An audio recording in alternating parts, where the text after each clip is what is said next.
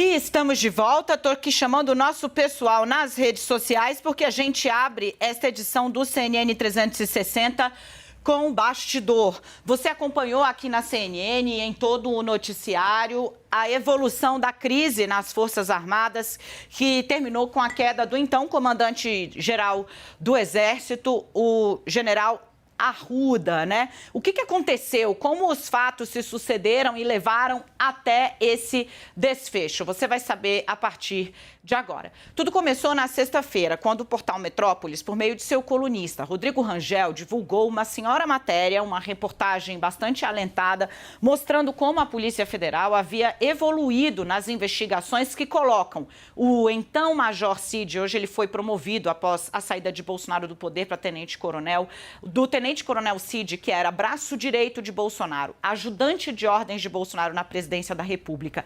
Ele passou a ser investigado porque antes, havia revelado a Folha de São Paulo, a PF havia identificado uma série de saques fracionados no cartão corporativo.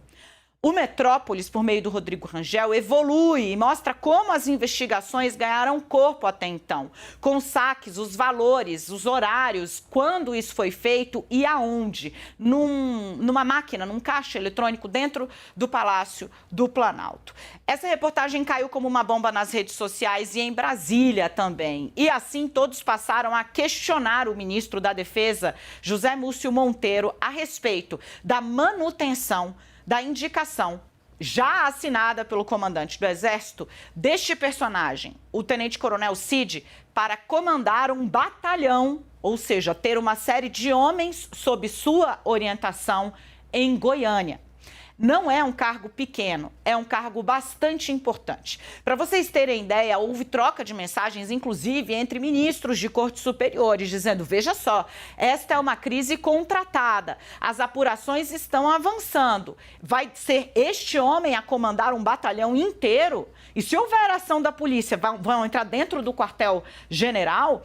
Tudo isso começou a ser conjecturado nos bastidores em Brasília. E Múcio foi instado, então, a entender qual era o tamanho da gravidade. O ministro buscou uma série de informações a esse respeito. Bom, soube-se, então, que o indiciamento de Cid, né, desse tenente-coronel, ajudante de ordens de Bolsonaro, era inclusive público, em uma das peças. Isso aconteceu em novembro de 2022, foi divulgado em novembro de 2022, já com indícios, como contou a Folha de São Paulo lá atrás, de que havia mau uso no cartão corporativo e de que Cid era um dos personagens que fazia saques fracionados usando o cartão corporativo da presidência da República. É isso que esse inquérito apura, é isso que esse inquérito investiga.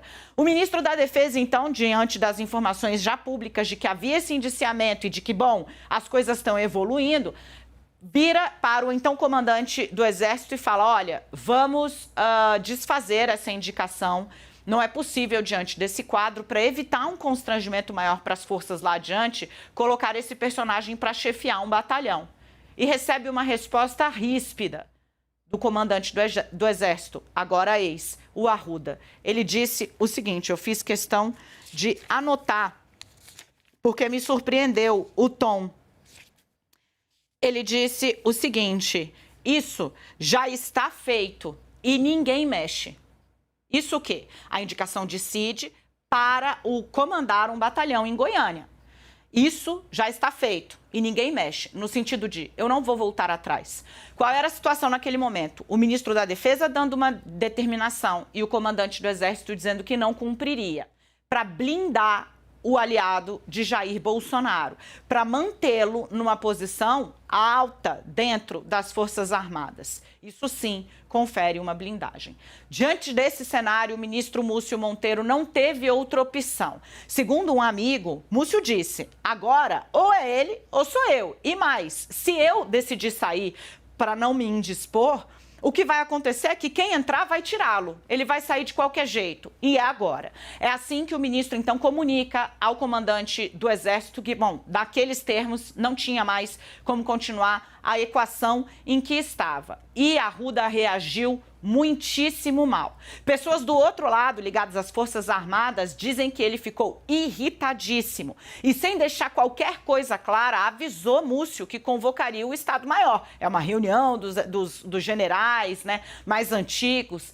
Essa reunião também é tensa. A impressão que se fica é que o comandante, então comandante do Exército Arruda, tenta fazer um movimento para emparedar o ministro da Defesa e não consegue. E aqui eu abro um parênteses. O fato de estar ficando explícito que, sob a guarida de Arruda, então comandante do Exército, se deixou proliferar e estabelecer um acampamento na frente do quartel-general em Brasília, do qual saíram pelo menos 3 envolvidos no atentado à bomba nas imediações do aeroporto. Centenas de terroristas que atentaram contra os 3 poderes e também pessoas armadas com granadas para atentar contra os 3 poderes em 8 de janeiro. O fato disso tudo estar bem exposto acabou fazendo com que uma ala, a boa ala das Forças Armadas, olhasse e falasse: tem um preço de desgaste que a gente não pode pagar mais. Bom, sem apoio interno, Arruda foi saído.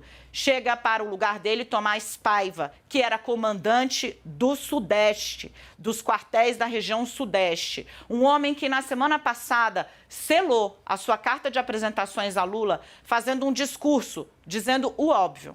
As Forças Armadas são forças de Estado. As Forças Armadas são apartidárias. As Forças Armadas defendem o país e a Constituição acima de tudo. As Forças Armadas são defesas da democracia. E a democracia é comandada por uma pessoa, o eleitor. O respeito ao voto é pilar da democracia. Há, portanto, que se observar a alternância de poder. Esse discurso em que ele disse o óbvio, mas que, dada a nossa quadra, é cada vez mais importante repisar o óbvio, sela a escolha desse homem para o posto de comandante do Exército após Arruda ter tentado blindar um aliado de Jair Bolsonaro.